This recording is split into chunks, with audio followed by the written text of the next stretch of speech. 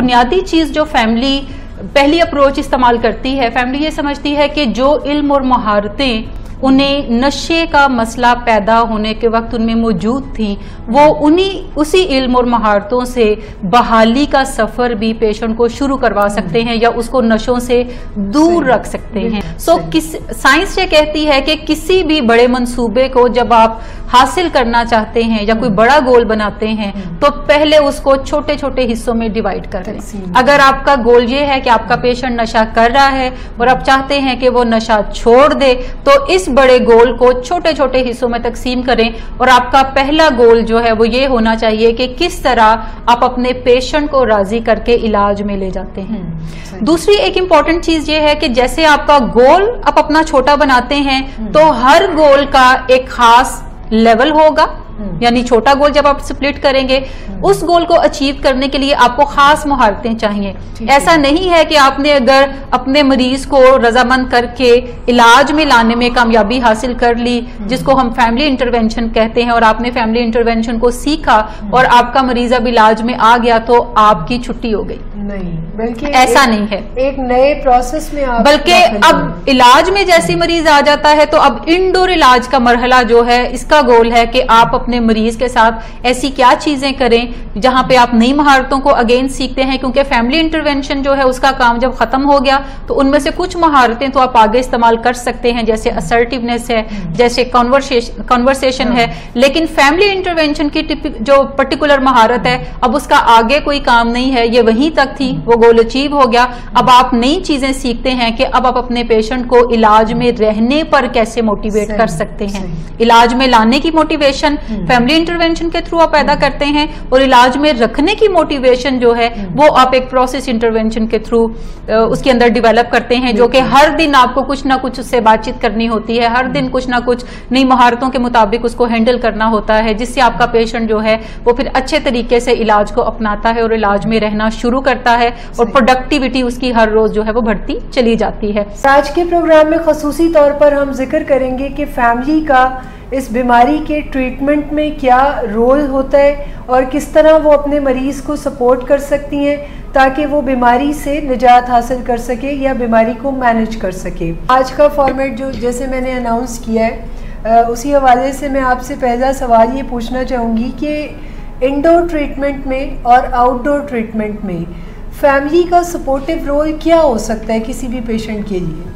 Family का role बड़ा ही supportive है। जब हम नशे की बीमारी से रिकवरी तक के सफ़र की बात करते हैं तो फैमिली का जगह जगह बड़ा पॉजिटिव और कंस्ट्रक्टिव रोल है। अगर फैमिली वो प्ले करने की तरफ जाती है तो यकीनन वो अपने पेशेंट को नशे से बहाली तक बड़े अच्छे तरीके से लेकर जा सकते हैं, जिसमें ना सिर्फ मरीज़ नशा छोड़ देता है बल्कि वो नशा छोड़ना सीख भी लेता है और लंबे अरसे तक फिर नशा वो छोड़े ही रखता है और अपनी लाइफ को ना सिर्फ प्रोडक्टिव बनाता है बल्कि अपने लिए भी और दूसरों के लिए भी कोई सुख बनाने की तरफ जाता है या अपनी ज़ात को भी वो कोई खुशी देने की तरफ जाता है और इसी तरह दूसरों की ज़ात को भी खुशियां देने की तरफ जाता है। जो कि एक्टिव एडिक्शन में नामुमकिन सी बात है, नामुमकिन सी चीज़ ना वो खुद मुतमईन होता है या अपने साथ वो खुद खुश होता है और ना ही फैमिली के साथ वो कोई पॉजिटिव रिलेशन बना पाता है। लेकिन एक बुनियादी चीज़ जो फैमिली के समझने की है कि जब हम नशे की बीमारी से बहाली तक के सफ़र की बात करते हैं तो ये कोई एक जहद मुसलसल है, ये कोई मुसलसल करने वाला काम है, थोड़ा लंबा सफ़र है जिसमें आपको जगह जगह पड़ाव डालने पड़ते हैं और उनके मुताबिक आपको कोई गोल तरतीब देना पड़ता है। ज़्यादातर फैमिलीज़ का ख्याल ये है कि नशा करना और नशा छोड़ देना ये दो ही मसले हैं और यही उनका हल है। जैसे नशा करना एक मसला है तो फैमिली का ख्याल है कि नशा छोड़ देना उस मसले का हल है, लेकिन इस बीच में जो सफ़र है फैमिली उसको एनालाइज नहीं करती, फैमिली उसके लिए कोई प्रिपरेशन नहीं करती, ना ही फैमिली उसके लिए कोई ऑब्जेक्टिव तरतीब देती है जिसको वो हल करने की फिर कोशिश करें। फैमिली का ख्याल है कि अगर वो नशा कर रहा है तो सिर्फ कह देने से कि तुम नशा मत किया करो, थोड़ी पाबंदियां लगाने से, नशे के नुकसानात उसको समझाने से और कुछ लेन देन उसके साथ मुश्किलात करने से या चीज़ों को रोक देने से, घर से निकाल देने से शायद वो नशा छोड़ने की तरफ जाएगा। ये बुनियादी गलती जो है वो फैमिली मेंबर्स करते हैं और उन्हें लगता है कि शायद अगर वो नशे के नुकसानात पेशेंट को बताएंगे तो उसके अंदर कोई मोटिवेशन डेवलप होगी नशा छोड़ने की। अगर वो उसके रवैयों को बदलने की कोशिश करेंगे तो कोई मोटिवेशन डेवलप होगी जो कि उसे नशा छोड़ने की तरफ माइल कर सके। और तीसरी एक चीज़ कि वो अगर ऐसे तरीकों को इस्तेमाल करेंगे जिससे कोई लेन देन उनमें से निकलता हो या कोई रिवॉर्ड्स जो हैं उसके वो रोक लेंगे तो शायद वो नशा छोड़ने की तरफ जा सके। एक्सपर्ट्स ये कहते हैं, जिसमें बुनियादी काम डॉक्टर फोक का है जो कि ना सिर्फ एक बिहेवियर चेंज एक्सपर्ट हैं बल्कि स्टैनफोर्ड यूनिवर्सिटी के प्रोफेसर भी हैं। वो ये कहते हैं कि कोई एक मुनज़्ज़म तरीके से आप नशों को या रवैयों को चेंज कर सकते हैं, नशों को छुड़वा सकते हैं और रवैयों को चेंज कर सकते हैं और ये कोई गेस वर्क नहीं है। ज़्यादातर फैमिलीज अपने मरीज के रवैयों में जो तब्दीली लाना चाहते हैं वो अंदाज़ों के ऊपर लेकर आते हैं। सो प्रोफेसर साहब ये बताते हैं, प्रोफेसर फोक, के ये एक मुनज़्ज़म तरीके से करने वाला काम है जिसको आप स्टेप बाय स्टेप अगर करेंगे तो ना सिर्फ आप इस काम को बखूबी सरअंजाम दे सकते हैं बल्कि अपने मरीजों की ज़िंदगियों में बेहतरी और बहाली जो है वो भी ला सकते हैं। अच्छा, यहाँ पर मैं आपसे एक सवाल पूछना चाहती हूँ आपको रोक के, इंडोर और आउटडोर में क्या फ़र्क है? और दूसरा एक मेन फ़र्क अक्सर अमूमन कहा जाता है कि जहाँ ट्रीटमेंट कंप्लीट होता है वहाँ रिकवरी स्टार्ट होती है। सो ये जो दो टर्म्स हैं, ट्रीटमेंट एंड रिकवरी, इसको आप कैसे डिफाइन करेंगी? इनमें फ़र्क क्या है? अच्छा, इंडोर और आउटडोर इलाज से भी पहले इलाज में अभी पेशेंट आया ही नहीं है तो ये सफ़र बेसिकली वहाँ से शुरू होता है। ठीक है। जिसमें जो फैमिली डिफरेंट अप्रोचेज़ इस्तेमाल करने की तरफ जाती है और फैमिली को वो नहीं करनी चाहिए क्योंकि वो हमेशा पेशेंट को मज़ीद नशों की तरफ धकेलती हैं बजाय कि उसको रिकवरी की तरफ लेकर आएँ। सो बुनियादी चीज़ जो फैमिली पहली अप्रोच इस्तेमाल करती है, फैमिली ये समझती है कि जो इल्म और महारतें उन्हें नशे का मसला पैदा होने के वक्त उनमें मौजूद थी वो उसी इल्म और महारतों से बहाली का सफ़र भी पेशेंट को शुरू करवा सकते हैं या उसको नशों से दूर रख सकते हैं। बुनियादी अहम चीज़ जो समझने की है कि जब भी हमें कोई ज़िंदगी में मसला पेश आता है तो हमारे इल्म और महारतों का एक लेवल होता है जिसके ऊपर वो मसला पेश आता है। अगर हम ये समझना शुरू कर दें कि हम उसी इल्म और महारतों से उस मसले को हल भी कर सकते हैं तो यह गलत चीज़ है। हमेशा उस मसले को हल करने के लिए हमें अपने इल्म को भी बढ़ाना पड़ता है और हमें अपनी महारतों को भी बढ़ाना पड़ता है। बड़ी एक सादा सी बात है जो बाज़-औक़ात मुझे बड़ा हैरान करती है कि अगर किसी लड़की को बिरयानी बनानी नहीं आती तो वो बड़ा एक सादा सा रास्ता चुनती है, अपनी किसी सहेली को फ़ोन करती है जिसको बड़ी अच्छी बिरयानी बनानी आती है, या वो अपनी किसी खाला को फ़ोन करती है जिसकी बिरयानी घर भर में और पूरे ख़ानदान भर में मशहूर है, उनसे फ़ोन पे वो रब्ता करती है और बिरयानी बनाना सीखती है, या वो कोई कुकिंग शो देखती है और बिरयानी बनाना सीखती है, या वो कोई जुबैदा आपा की किताब ले आती है और बिरयानी बनाना सीखती है। लेकिन उसी बच्ची को जब घर में कोई रिलेशनशिप के इश्यूज होते हैं तो वो किसी ऐसे एक्सपर्ट से रब्ता नहीं करती जो कि उसको मसले का हल बता सके, वो किसी ऐसे शख्स से रब्ता नहीं करते अपने फैमिली मेंबर से भी जिसके ख्याल में वो बड़े समझदार हैं और उन्होंने इस तरह के मसाइल को अच्छे तरीके से सॉल्व किया हुआ है। सो वो हमेशा अपने ज़ाती तजर्बात के मुताबिक अपने टोटकों से उन चीज़ों को हल करने की कोशिश करेगी। इसी तरह जब नशे का मसला आता है तो हम किसी काउंसलर से रब्ता करने की बजाय, किसी एक्सपर्ट से सीखने की बजाय हम खुद ही उस मसले को अपनी समझ बूझ के मुताबिक हल करना चाहते हैं। जब बिरयानी पकाने जैसा सादा मसला आप खुद से हल नहीं कर सकते तो जो नशे की बीमारी है या कोई भी क्रोनिक इलनेस है ये बड़े मसाइल हैं, ये कोई छोटे मसाइल नहीं है जो वक्ती कुछ करने से ठीक हो जाएंगे। इनके लिए जैसे मैंने पहले भी कहा कि एक मुसलसल जिद्दोजहद में से आपको गुजरना पड़ता है, आपको मुसलसल सीखते रहना पड़ता है और फिर जाके कहीं आप इन मसाइल को हल कर सकते हैं। सो पहली चीज़ कि हमेशा नशे के मसले को या मूड डिसऑर्डर्स को या बिहेवियरल इश्यूज को खुद से अपनी मौजूदा मालूमात से हल करने की कोशिश ना करें, अपनी मालूमात को बढ़ाएं। नंबर 2, अपनी एक्सपर्टीज को बढ़ाएं, महारतों को हासिल करें ताकि आप उन मसाइल को हल कर सकें। अच्छा, दूसरी एक बुनियादी गलती जो फैमिली मेंबर्स करते हैं कि वो एक ही दम बड़ा मंसूबा बना लेते हैं। बिल्कुल ऐसे ही है और नताइज पे ही नज़र रखते हैं कि फिर हम कुछ ऐसा कर रहे हैं जिससे कि नतीजे जो हैं वो फौरन एग्जैक्टली कि बड़ा मंसूबा क्या है कि ये नशा कर रहा है और ये छोड़ दे, अब ये नशा छोड़ दे। ये एक बड़ा मंसूबा है। नशा करने और नशा छोड़ने के दरमियान एक लंबा सफर है जिसमें से आपको कदम कदम गुजरना पड़ता है। उसके अंदर आप कोई प्लेन से ट्रैवल नहीं कर सकते, आप कोई ट्रेन से ट्रैवल नहीं कर सकते, आपको कदम कदम चलना पड़ता है और हर दिन को गुजारना पड़ता है। अगर आपके पास अच्छा नॉलेज है, अगर आपने नई महारतें सीखी हैं तो आपका हर गुजरता दिन जो है वो पहले से ज्यादा बेहतर होने लगता है। अगर आप उसे अपनी समझबूझ के मुताबिक किसी एक्सपर्ट की समझबूझ से हल करने की कोशिश करते हैं तो सफर में आसानी पैदा होती है। लेकिन अगर आप अपनी समझबूझ के मुताबिक उस सफर को तय करने की कोशिश करते हैं तो ना सिर्फ आपके पांव छलनी होते हैं बल्कि आपका दिल भी जख्मी हो जाता है। फ्रस्ट्रेशन जो है वो बड़े हाई लेवल की होती है, हाई लेवल की होती है और हर रोज नाकामियों से वास्ता जब आपका पड़ता है तो ज्यादातर लोग फिर इस सफर को छोड़कर वापसी का सफर इख्तियार करना शुरू कर देते हैं और वो अपने पेशेंट को मजीद नशों में धकेलते तो नहीं है, लेकिन अगर वो अपनी जिंदगी वैसे जी रहा है तो वो परेशान जरूर बैठ के होते हैं लेकिन कोई अमली कदम वो उसके लिए नहीं उठाते। बल्कि जो नीम किस्म की मैनेजमेंट है ये तो और भी ज्यादा हार्मफुल है कि हार्मफुल आप एक चीज को छेड़ चुके हैं, एक जख्म को आप छेड़ चुके हैं मगर आप प्रॉपर वे में उसको हील नहीं कर रहे तो, और ना ही आप उसके लिए कोई तगदो कर रहे हैं। सिर्फ दूर बैठ के दुखते रहना या साथ वाले कमरे में बैठ के रोते रहने से ये मसला हल नहीं होगा। साइंस ये कहती है कि किसी भी बड़े मंसूबे को जब आप हासिल करना चाहते हैं या कोई बड़ा गोल बनाते हैं तो पहले उसको छोटे छोटे हिस्सों में डिवाइड कर लें। अगर आपका गोल ये है कि आपका पेशेंट नशा कर रहा है और आप चाहते हैं कि वो नशा छोड़ दे तो इस बड़े गोल को छोटे छोटे हिस्सों में तकसीम करें और आपका पहला गोल जो है वो ये होना चाहिए कि किस तरह आप अपने पेशेंट को राजी करके इलाज में ले जाते हैं। दूसरी एक इम्पॉर्टेंट चीज ये है कि जैसे आपका गोल आप अपना छोटा बनाते हैं तो हर गोल का एक खास लेवल होगा,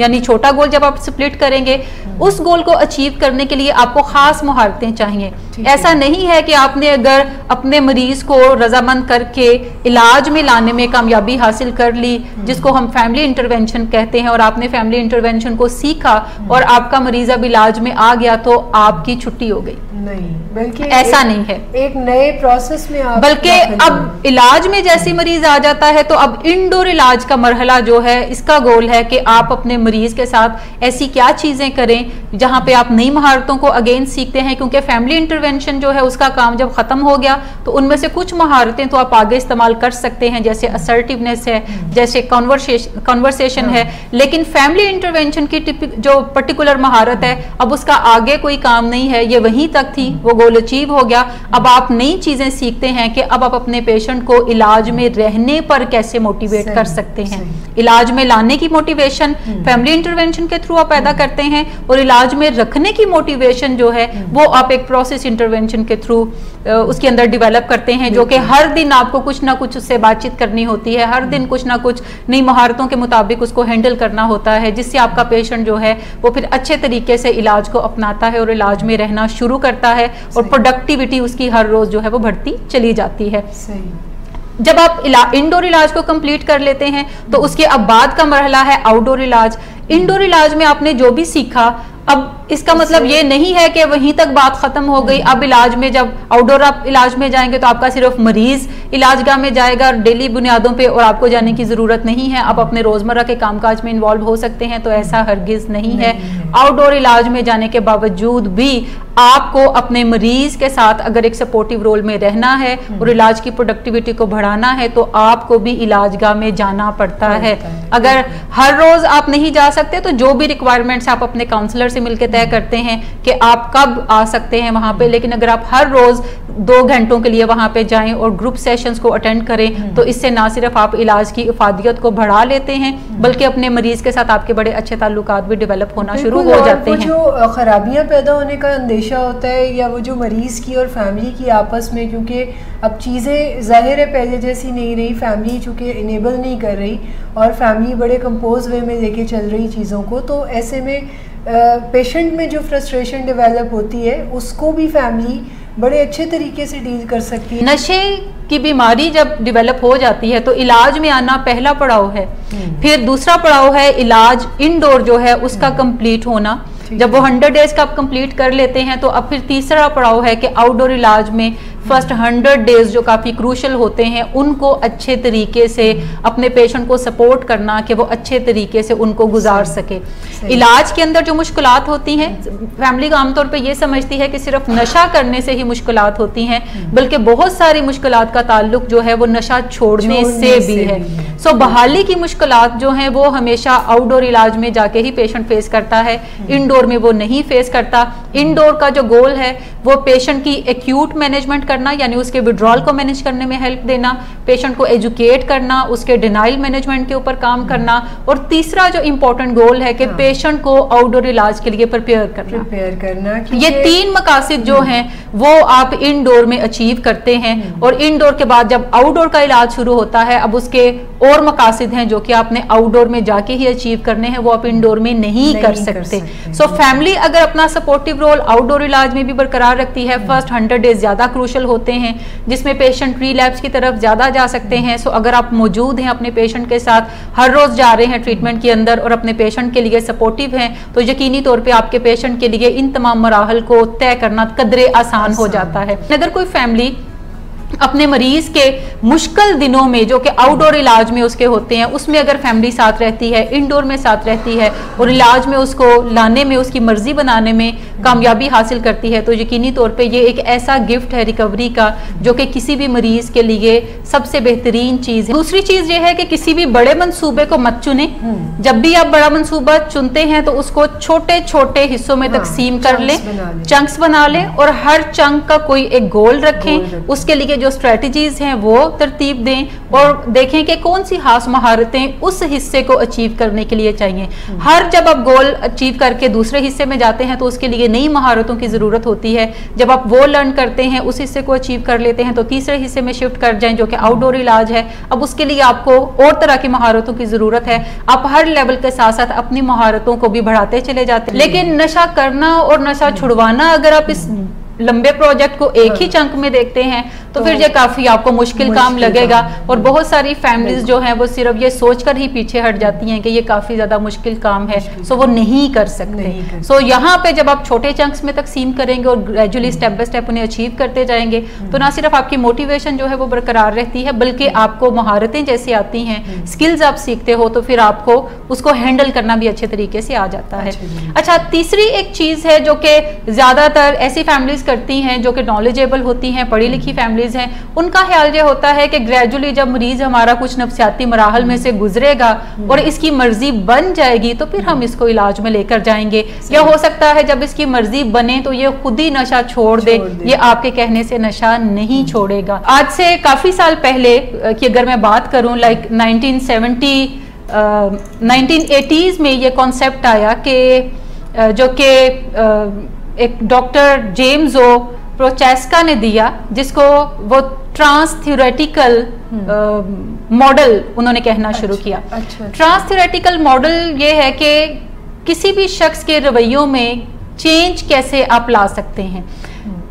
1980 से पहले ज्यादातर कॉन्सेप्ट ये था कि अगर आप सिर्फ से नो टू ड्रग्स का जो एक बड़ा दौरा था कि सिर्फ नो कहने से ही ड्रग्स जो है वो शख्स छोड़ देगा। और एक स्लोगन बड़ा फेमस था जो कि आजकल भी बड़ा फेमस है, दो कि अब उसकी प्रोडक्टिविटी इतनी ज्यादा नहीं है, लेकिन स्टिल आपको अक्सर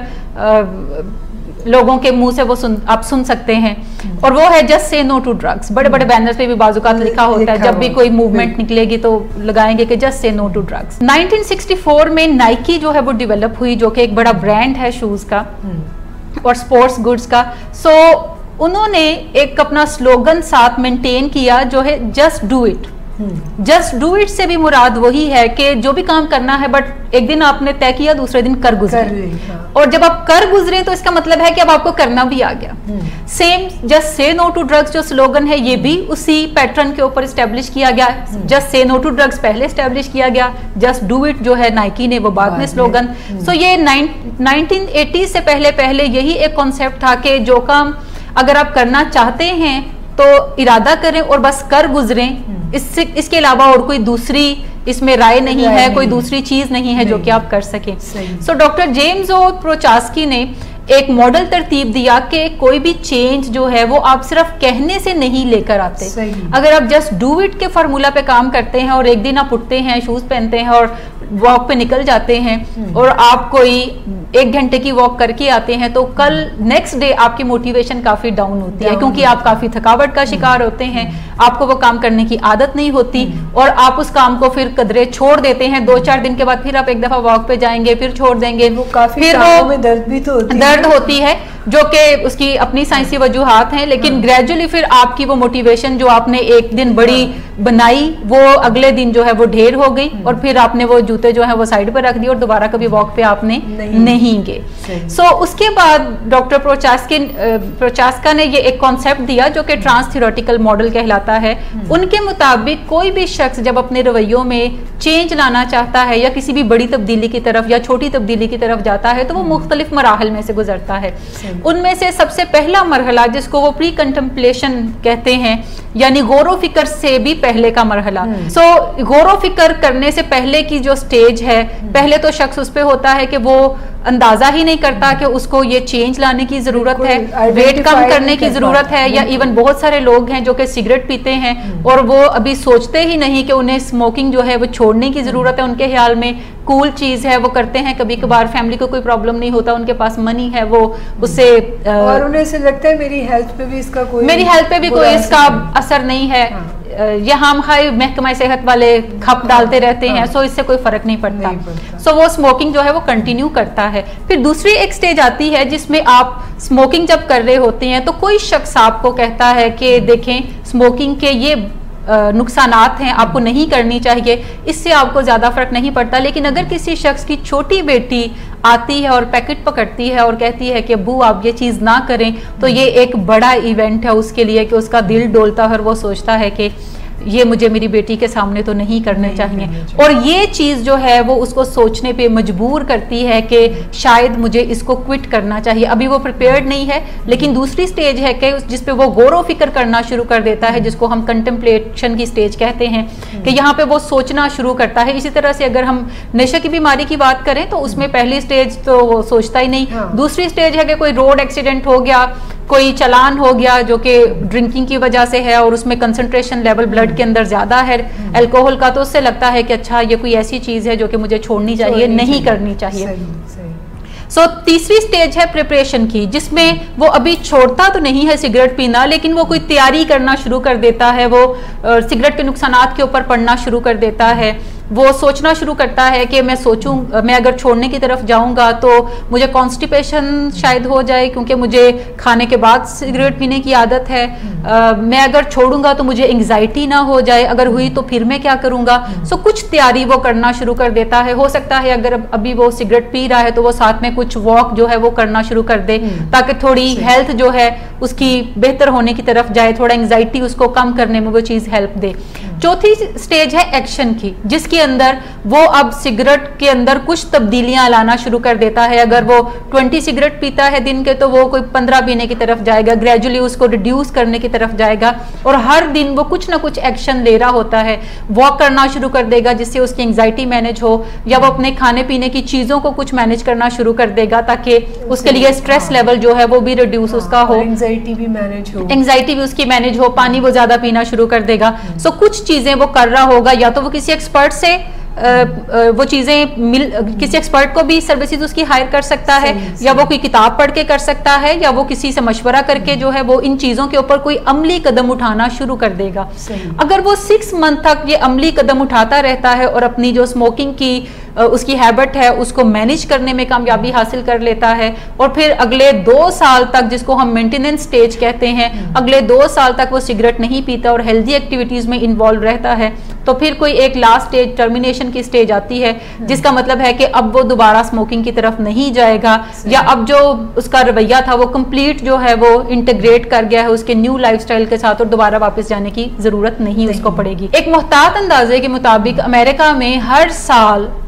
हर दिन तकरीबन 350 लोग मर जाते हैं। नशे की बीमारी की वजह से। और उनके अहलेहाना जो है वो इंतजार कर रहे होते हैं कि कब इनके अंदर रियलाइजेशन आए, कब ये रेडी होने की तरफ जाए, तो ये इलाज में खुद ही जाएगा या हम ले जाएंगे और इसके अंदर कोई हम तब्दीली लाने में कामयाबी हासिल करेंगे। सो आप मरीज की मर्जी का इंतजार नहीं करते रहते, बल्कि आप आगे बढ़ते हैं, उठते हैं और कोई इनिशिएटिव लेते हैं उसके लिए जो कि अभी वो लेने का अहल नहीं है, अभी वो लेने के काबिल नहीं है। उन तमाम बीमारियों में जहाँ पे ब्रेन जो है वो इन्वॉल्व है, जहाँ पे ब्रेन हाईजैक्ड है, इवन अगर हम मूड डिसऑर्डर्स की बात करते हैं तो ब्रेन हाईजैक्ड है, वहां पे भी फैमिली को कोई इनिशिएटिव लेना होता है जो सेहतमंद ब्रेन रखते हैं या जिनका ब्रेन हम कह सकते हैं कि कंपैरेटिवली पेशेंट से ज्यादा सेहतमंद है। इसी तरीके से जो डिफरेंट नफ्सियाती बीमारियां हैं उन तमाम में अहलेहाना जो है वो कोई ना कोई इनिशिएटिव लेने की तरफ जाएंगे। अगर आप मरीज की तरफ देखेंगे कि वो कोई ऐसा इनिशिएटिव अपनी लाइफ में ले तो ये बड़ी देर हो जाएगी और आप फिर अपने आप को पछताता हुआ ही पाएंगे कि काश हम वक्त पे कुछ कर लेते। इसके अलावा फैमिली का ज्यादातर ये ख्याल होता है कि ड्रग करना कोई उसकी चॉइस है, जबकि जब हम नशे की बीमारी की बात करते हैं तो ये चॉइस से काफी आगे की कोई चीज बन जाती है। यह पसंद और नापसंद का मामला नहीं है, बल्कि नशा उसकी जरूरत बन चुका है जिस्म की, जिसको वो चाहने के बावजूद भी छोड़ नहीं सकता। फैमिली को ये चीज अंडरस्टैंड करने की जरूरत है कि कोई भी बाशऊर शख्स जो अकल रखता है वो कभी भी अपने वसाइल को और अपनी अकल को अपने खिलाफ इस्तेमाल नहीं करेगा। लेकिन अगर मरीज अपने वसाइल को और अपनी अकल को अपने खिलाफ इस्तेमाल करता हुआ नजर आता है तो इसका मतलब है कि वो अब इस काबिल नहीं है कि वो अपने लिए कोई बेहतर फैसला कर सके, अपने लिए कोई बेहतरी की राह सोच सके।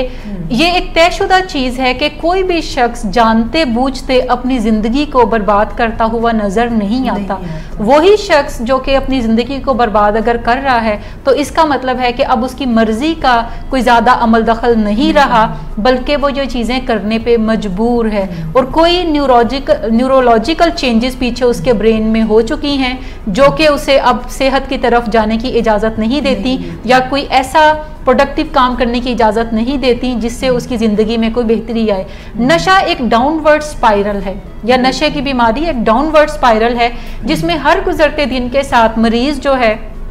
वो ऐसी चीजें, ऐसी जस्टिफिकेशन अपने आप को देता और दूसरों को देता हुआ सुनता है जिससे उसकी जिंदगी बर्बादी की राह पे मजीद आगे ही आगे बढ़ती चली जाती है। उसे एहसास भी नहीं होता, उसे एहसास होता है बहुत आगे चल के। पहली चीज के एहसास बहुत देर से होता है। एहसास जब होता है तो वो उसके लिए बहुत सारी ऐसी वजूहात तलाश कर लेता है कि मेरी फैमिली ने मुझे कभी प्यार नहीं दिया, मेरी फैमिली अगर मुझे सही समझती उन्होंने कभी मुझे समझा नहीं, मेरे बॉस ने मुझे जॉब से निकाल दिया, मेरी बीवी मुझे छोड़कर चली गई, मेरे बच्चे मुझसे अच्छा सलूक नहीं करते। सो ये जितनी भी वजूहात मरीज अपने नशा ज्यादा करने की बताता है, ज्यादातर ये वजूहात जो हैं बेसिकली उसके नशे करने का नतीजा होती है, जिसको वो ब्लेम गेम के थ्रू अपने आप को जस्टिफाई करता रहता है कि अगर वो ये ना करते तो मैं आज इन हालों में ना होता, अगर वो मुझे इस तरह से घर से ना निकालते तो मेरी हालत इतनी खराब नहीं होती। सो फैमिली को ये अंडरस्टैंड करने की जरूरत है कि जब कोई नशे में अपनी जिंदगी बर्बाद कर रहा होता है तो ये कोई उसकी मर्जी की बात नहीं होती। आप समझ जाएं कि उसकी मर्जी बीमार हो चुकी है और उसकी बजाय आपको कोई इनिशिएटिव अब लेने की जरूरत है। अच्छा, पांचवी एक और अप्रोच जो कि फैमिली मेंबर्स इस्तेमाल करते हैं कि बाज़ औक़ात वो कोई चीज़ें उससे वापस ले लेते हैं, उनमें कमी रिवॉर्ड्स में जो दे रहे होते हैं, जैसे पॉकेट मनी अगर दे रहे हैं तो उससे कहेंगे कि पॉकेट मनी तुम्हारी बंद हो गई, अब जाओ जो करना है करो। सही। या फिर उसके साथ कुछ लेन देन करने की कोशिश करते हैं कि अगर तुम पैसे लेना चाहते हो तो फिर तुम फलां चीज़ें हमारे लिए करोगे, जिनमें से एक चीज़ है कि तुम नशा नहीं करोगे। वो कहते ठीक है मैं नशा नहीं करता, नशा वो छोड़ नहीं सकता, सो वो जो चोरी छुपे फिर नशे करने की तरफ जाता है, या वो कोशिश करता है कि अगर वो घर नशा लेकर आया है तो रात को इस्तेमाल करे या ज्यादातर बाथरूम के अंदर इस्तेमाल करे। फैमिली कहती है कि बाथरूम में बड़ा टाइम लगाना इसने शुरू कर दिया है, लेकिन हमारी बातचीत हो चुकी है कि नशा ये नहीं करेगा, इसलिए हम अब उसे पॉकेट मनी अलाउ करते हैं। सो फैमिली कभी कुछ चीजों को रोकती है, कभी कुछ उसे देने की तरफ जाती है, और फैमिली भी कंफ्यूज होती है कि फैमिली को नहीं पता कि क्या चीजें करे अपने अंदाजों के मुताबिक, जो उन्हें समझ आता है कि शायद ये टेक्निक अब काम करे वो उसे अपनाते हैं, फिर कुछ अरसे के बाद लगता है कि ये टेक्निक कारगर नहीं है तो कोई और टेक्निक वो अपने ही किचन टेबल सॉल्यूशंस जो है वो देना शुरू कर देते हैं। सो ये भी अप्रोचेस जो हैं वो काम नहीं करती। सो फैमिली ये जो डिफरेंट अप्रोचेस अपने गेस्ट वर्क के थ्रू अपना रही होती है, बेसिकली वो फैमिली को कलेक्टिवली किसी एक मुनज़्ज़म तरीके से करने की ज़रूरत है। सो ये 5 अप्रोचेस हैं जो कि फैमिली को नहीं करनी चाहिए, और फैमिली ये तमाम अप्रोचेस को बेसिकली शॉर्ट टर्म मोटिवेटर के तौर पर यूज़ करती है कि इससे शायद इनका मरीज़ जो है वो नशा छोड़ दे और बहाली की तरफ आ जाए। सो ये शॉर्ट टर्म मोटिवेशन तो कभी आपको कुछ बेहतर नतीजा निकलता नज़र आएगा। पेशेंट 2-4 दिनों के लिए नहाना शुरू कर देगा, कपड़े बदलना शुरू कर देगा, जिससे आपको लगेगा कि अब हालात बिल्कुल ठीक हो गए, मामलात ठीक हो गए। वो आपको प्रॉमिस करता हुआ नजर आएगा कि अब मैं नशा नहीं करूंगा, और आपको लगता है कि अब इसने अगर कहा है तो 2-4 दिन वो साफ सुथरे कपड़े पहन के नजर आता है, टाइम पे घर आ जाता है, तो आपको लगता है मसला हल हो चुका। ऐसे मसाइल हल नहीं होते, बल्कि नशे की बीमारी से जो रिकवरी तक का सफर है ये एक थोड़ा लंबा मंसूबा है, जिसमें हर रोज आपको कुछ ना कुछ चीजें करनी पड़ेंगी। डॉक्टर फॉग ये कहते हैं कि ये कोई गेस्ट वर्क नहीं है, बल्कि ये एक मुनज़्ज़म और मुसलसल अमल है जिसके थ्रू आप अपने मरीज के रवैयों में बेहतरी जो है वो ला सकते हैं। अच्छा, एक और चीज जो कि फैमिली मेंबर्स आमतौर पे इस्तेमाल करते हैं कि वो हमेशा नताइज के ऊपर नजर रखते हैं कि मरीज को हमने ट्रीटमेंट में दाखिल करवा दिया, हम 2-4 दिन जाके मिलाए उससे, हमने देखा प्रोफेशनल्स ने जो हमें कहा वो हमने किया, या हम रेगुलरली उससे मिलने जाते रहे, प्रोफेशनल्स ने जो कहा हमने किया। अब जब मरीज घर आ गया है तो अब हम सुकून से बैठेंगे और देखेंगे कि अब ये क्या करता है। यानी फैमिली ये एक फॉल्स एक्सपेक्टेशन इलाज से भी लगाती है कि जब मरीज इलाज में से गुजर जाता है या 100 डेज के ट्रीटमेंट को कंप्लीट करता है तो अब ये बिल्कुल भला चंगा हो जाएगा, अब आगे इसको किसी भी इलाज की ज़रूरत नहीं है, और वो इलाज को जो इनडोर है उसी को ही कंप्लीट इलाज कंसिडर करते हैं। उनका ख्याल होता है कि अब पेशेंट जो है वो बिल्कुल जॉब करने के लिए रेडी है, कोई बिजनेस करता है तो वो बिजनेस संभालने के लिए रेडी है, उसकी शादी अब फौरन कर देनी चाहिए या उसको हज उम्रे पे भेज देना चाहिए ताकि वो रिलैप्स की तरफ ना जाए। सो ये जो नताइज पे नजर रखना है ये भी फैमिली के लिए काफी प्रॉब्लम क्रिएट करता है। साइंस ये कहती है कि आप नताइज पे नजर रखने की बजाय उन रवैयों पर नजर रखें जिससे नताइज हासिल होंगे। फैमिली है उनकी नजर इस नतीजे पर कि मरीज का जब इलाज हो जाएगा तो ये क्या करेगा, उसकी बजाय हर गुजरने वाले दिन में अपने रवैयों पर और मरीज के रवैयों पर होनी चाहिए कि हम ऐसा क्या करें जिससे आज के दिन हम अपने मरीज में 0.5% की जो बेहतरी है उसको ला सकें, और अगले दिन हम ऐसा क्या करें जिससे 0.5% बेहतरी जो है वो उसके अंदर मजीद आए, और ग्रेजुअली हम कैसे अपनी रिट जो है वो हर गुजरते दिन के साथ साथ इस्टेब्लिश करना शुरू करें, ताकि जब पेशेंट इलाज इनडोर को कंप्लीट करके आउटडोर इलाज में शिफ्ट हो तो कम से कम हम इतना मोटिवेट उसको कर सकें कि वो अपने आउटडोर इलाज में जाना शुरू करे रेगुलरली और उसको मेंटेन भी करना शुरू करे। हमारी इतनी कम से कम बीइंग फैमिली मेंबर रिट जरूर इस्टेब्लिश हो जानी चाहिए कि जब हम उसको नेक्स्ट इलाज आउटडोर के लिए कहें तो वो हमारी मर्जी के ऊपर जो है वो चलना शुरू हो जाए।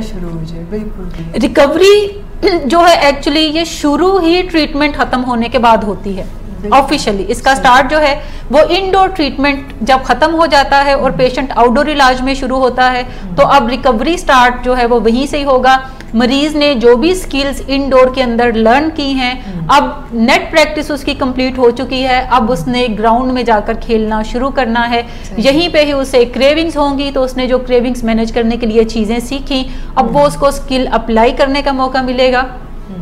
कभी बेहतरी से वो कर लेगा, कभी थोड़ी नाकामी को फेस करना पड़ेगा। सो ऐसी सूरत में अगर फैमिली का सेफ्टी नेट मौजूद है तो वो उनसे चीजें शेयर कर सकता है, वो अपनी वीकनेसेस शेयर कर सकता है, वो अपने काउंसलर से राब्ते में होता है तो वो चीजें शेयर कर सकता है। बिल्कुल। और जहाँ पे मरीज की जो पर्सनल कैपेबिलिटी है या जो उसने लर्निंग की है, अगर वो उसका समटाइम साथ नहीं दे रही है और बीमारी हावी होने की कोशिश कर रही है तो ऐसे में फिर फैमिली का रोल है कि फैमिली उसे वो सोशल सपोर्ट प्रोवाइड करे कि अगर पर्सनल मोटिवेशन नहीं है तो ऐसे में फिर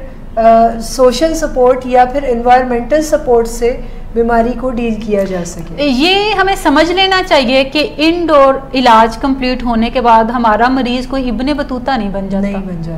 वो कोई अरस्तु नहीं बन जाता, वो कोई अफलातून नहीं बन जाता। वो एक मरीज है, एक आम इंसान है जिसकी जहनी सलाहियतें अच्छी हैं लेकिन फिलहाल उसका ब्रेन जो है वो उसकी फेवर में वो यूज नहीं कर सकता। सो ऐसी सूरत में आपको काफी सारी जिम्मेदारी जो है वो उठानी पड़ती है बीइंग फैमिली मेंबर, ताकि आप उसको स्टेप बाय स्टेप उनमें से लेकर जा सकें। डॉक्टर फोक जो एक 3 स्टेप मॉडल देते हैं जो कि रवैयों में बेहतरी की तरफ ला सकता है, मैं उस पर बात करना चाहूंगी कि फैमिली करे क्या। जो पहले हमने चीजें बताई वो डोंट्स हैं कि फैमिली को नहीं करने चाहिए, उसकी साइंटिफिक हमने रीजनिंग दी कि उसके वजूहात क्या हैं कि फैमिली उन चीजों की बजाय दूसरी चीजें करने की तरफ जाए। नाउ डूज के ऊपर आते हैं कि ऐसे कौन से काम हैं जो कि इंडोर इलाज में रहते हुए या अभी उनका पेशेंट अगर घर के अंदर है और इलाज में नहीं है तो वो कौन सी ऐसी चीजें हैं जो कि उन्हें करनी चाहिए, और अगर उनका मरीज आउटडोर इलाज में है तो तब भी ऐसी कौन सी चीजें हैं कि वो करें, करते और करते रहें। नंबर 1 है कि सबसे पहले वो ये जान लें कि वो चाहते क्या हैं और ऐसे कौन से रवैये हैं जो कि उनको उस गोल को अचीव करने में हेल्प देंगे बड़ा क्लियरली कि गोल क्या है उनका और वो कौन से रवैये अपनाएं जिससे उनका गोल अचीव होता हुआ नजर भी आए। जब हम नशे की बीमारी से रिकवरी की बात करते हैं तो ये भी कोई अंदाजों का खेल नहीं है। आपका मरीज कोई पहला ऐसा मरीज नहीं है जो कि रिकवरी में जा रहा है और आप अंदाजों के मुताबिक उसको लेकर जाना चाहते हैं। साइंस ये कहती है कि पिछले 75 सालों में हजारों से लाखों की तादाद में मरीज जो है वो नशे की बीमारी में गए और रिकवरी का सफर उन्होंने तय किया। बाजुकात मुश्किलात आई, वो रीलैप्स हुए और फिर उन्होंने अपने कपड़े शपड़े झाड़े और उठकर दोबारा से अपनी रिकवरी के सफर को तय करना शुरू कर दिया। अगर हजारों और लाखों मरीज ऐसा कर सकते हैं तो फिर आपका मरीज भी अच्छे तरीके से कर सकता है। एडिक्शन जो है ये एक डिस्क्राइबेबल बीमारी है। ये एक आप बता सकते हैं कि इसमें क्या सिम्टम्स आएंगी, कैसे कैसे मरीज जो है वो नशे की बीमारी में आगे बढ़ता चला जाता है, हर गुजरते दिन के साथ क्या क्या अलामतें पैदा होती हैं। ये कोई छुपी चीज नहीं है, हकीकत की तरह अया है। और इसी तरीके से रिकवरी जो है ये एक कंप्लीट रोड मैप है, इसके डिफरेंट स्टेप्स हैं कि आप क्या पहले करेंगे। पहले अपने मरीज की मर्जी को इलाज में बनाएं, उसके लिए फैमिली इंटरवेंशन यूज कर सकते हैं। फिर इंडोर इलाज है, अब उसको कंप्लीट करने की तरफ जाएं, फिर आप उसे आउटडोर इलाज में शिफ्ट करते हैं। आउटडोर इलाज के अपने स्टेप्स हैं, उसके अपने मराहल हैं, अपना ड्यूरेशन है। सो वो अब हर गुजरते दिन के साथ आपका जो मरीज है वो नशे से बहाली की तरफ चलना शुरू कर देता है। ये कोई मैजिक वॉन्ड नहीं है, एकदम आप करके ये चीजें नहीं कर सकते, बट स्टेप बाय स्टेप आप अपने मरीज को हर गुजरते दिन के साथ बड़े अच्छे तरीके से सेफ्टी से आप उसको लेकर जा सकते हैं। सो पहली चीज जो करने की है कि आपको अपना गोल पता होना चाहिए और ये पता होना चाहिए कि कौन से ऐसे रवैये हैं जिसके थ्रू आप अपने मरीज को नशे से बहाली की तरफ लेकर जा सकते हैं। जो ऑलरेडी डिफाइंड प्लान है, सिर्फ उस पर आपको चलने की जरूरत है। दूसरी इंपॉर्टेंट चीज है कि इन तमाम स्टेप्स को कॉम्प्लिकेट ना करें, ज्यादा फिलोसफीज में ना जाएं, इसको फलसफियाना तौर पे हल करने की तरफ ना जाएं, बल्कि इनको आसान और सादा स्टेप्स में तकसीम कर दें। सिंप्लिसिटी ही चेंज को डेवलप करती है, सिंप्लिसिटी ही चेंज को डेवलप करती है। और अगर हम बात करें फर्स्ट स्टेप की कि हमें पता होना चाहिए, तो मैं चंद चीजें बता देती हूँ कि पेशेंट अगर आपका इंडोर इलाज में है और इंडोर इलाज को कंप्लीट करके जब आउटडोर इलाज में जाता है तो नंबर 1 उसे अपने आउटडोर ग्रुप्स जो है वो अटेंड करने चाहिए। अगर वो AA मीटिंग्स में जाता है या NA मीटिंग्स में जाता है तो वहां जाना चाहिए। नंबर 2 उसका अपने काउंसलर से राब्ता डेली बेसिस पे होने की जरूरत है, ठीक। नंबर 3 कि उसे अपना रिकवरी से मुतालिक, नशे की बीमारी से मुतालिक, रीलैप्स से मुतालिक लिटरेचर भी पढ़ते रहने की जरूरत है ताकि वो अपनी बीमारी के रवैयों को पहचानता रहे और उसे अपने अंदर आइडेंटिफाई कर सके। जब भी कोई डिनाइल वाली चीज उसके सामने आती है या कोई रीलैप्स ट्रिगर जो है वो उसके सामने आता है तो वो उसे आइडेंटिफाई कर सके।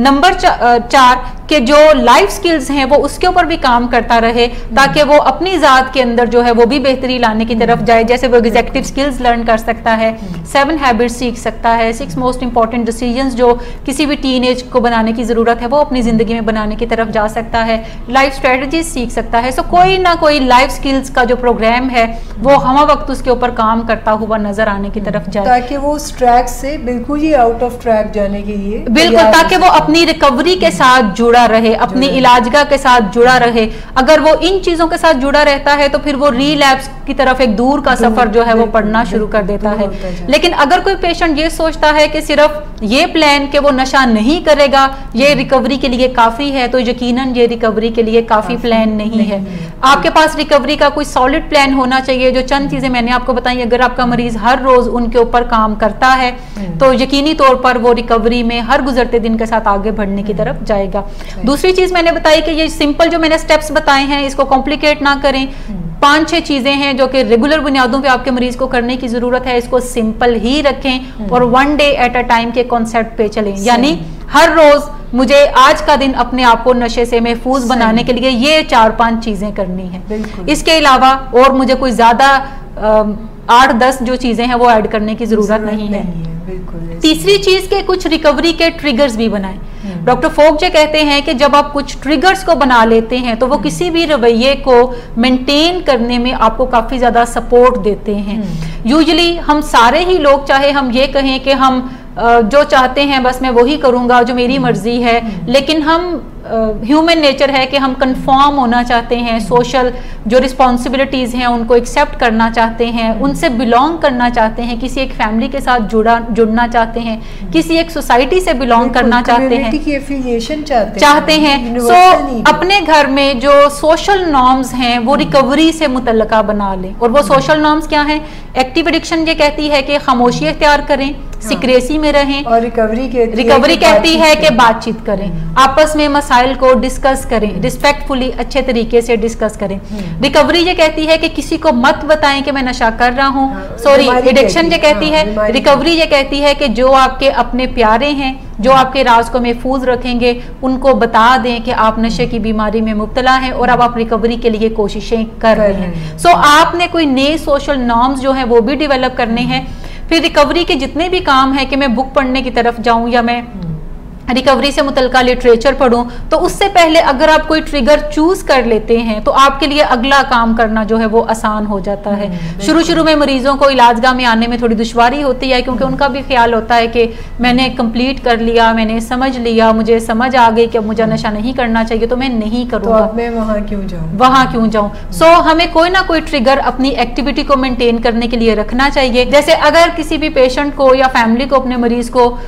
इलाजगाह में लाने में आउटडोर में मुश्किल पेश आती है तो मरीज ये तय करता है कि मैं आने से पहले 10 मिनट अपनी फेवरेट कजन को कॉल करूंगा या अपनी फेवरेट खाला को कॉल करूंगा, और वो उससे बात करता है और उससे अगला स्टेप होता है कि अब मैं आउटडोर इलाज का जो ग्रुप है उसके जाने के लिए निकलूंगा। सो जब आप एक एक्टिविटी करते हैं तो दूसरी के लिए आप फौरन रेडी हो जाते हैं। ये 3 काम हैं सादा से जो कि अगर कोई फैमिली अपना लेती है तो ना सिर्फ अपने मरीज को इंडोर इलाज में बल्कि आउटडोर इलाज में भी कामयाबी से लेकर जाती है और अपनी जिंदगियों में खुशियों के साथ साथ बहाली जो है वो भी लेकर वो भी इंटैक्ट हो जाती है। और बहुत ही मुफीद और शानदार गुफ्तगू हो रही है और मेरा तो दिल नहीं चाह रहा है इस प्रोग्राम को यहाँ पे एंड करने के लिए, लेकिन टाइम चूँकि हमारे पास कम है और ख़त्म हो गया है और मैं दिल तो मेरा ये चाहता है कि अभी इस गुफ्तगू को मज़ीद आगे बढ़ाएं क्योंकि आज आपने एक समंदर को एक कूज़े में समो दिया, कोशिश यही की बिल्कुल। और ऐसे तमाम फैक्टर्स आपने डिस्कस कर दिए हैं बड़े ही खूबसूरत अंदाज में कि फैमिली के लिए क्या करने की चीज़ें हैं, क्या डूज़ हैं और क्या डोंट्स हैं, किन चीज़ों के ऊपर वो रिलाई ना करें और किन चीज़ों को वो करते जाएं तो उनके लिए ज़िंदगी में आसानियाँ पैदा हो जाती हैं और ना सिर्फ वो ख़ुद और उनका मरीज़ भी ज़िंदगी की तमाम डायमेंशंस पे कामयाब नज़र आता है।